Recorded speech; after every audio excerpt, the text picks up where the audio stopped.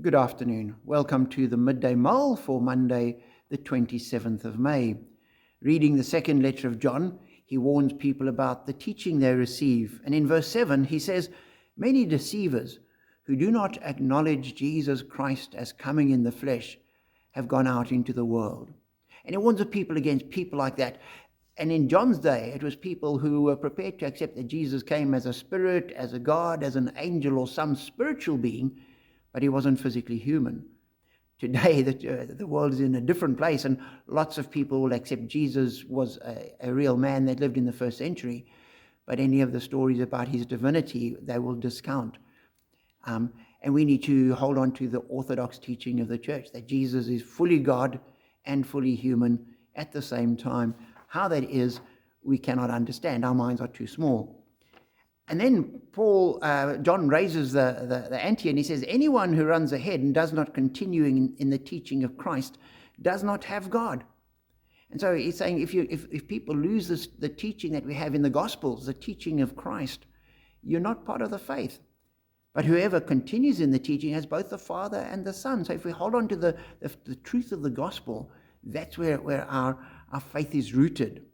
But it's not just what we believe. He continues and says, if anyone comes to you and does not bring this teaching, do not take them into your house or welcome them.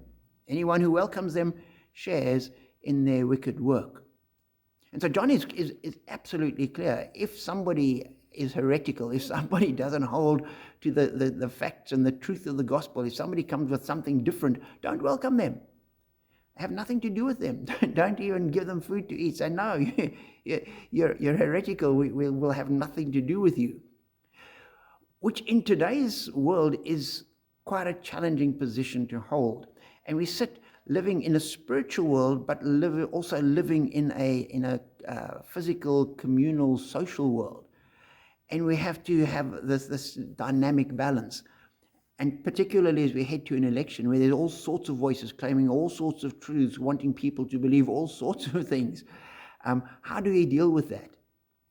And we need to be clear that we can stand together with people of different faiths and different persuasions and different attitudes to finance and all those different ideologies. We don't have to agree with everybody to be united as a people in the country, as a community. But we don't welcome people into the church unless they agree with the teaching of the church. And so we can stand alongside people of other faiths, but we worship with people of the same faith. And we need to hold that delicate balance quite carefully, because if we don't, we start losing the way. And so we have to have that old-fashioned liberal position of saying, I don't agree with what you say, and I don't agree with what you believe, but I'll support your right to believe it, even though I'm different.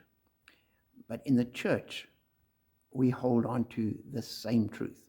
So be challenged in your thinking, pray in your voting, and know that we follow a God who blesses us.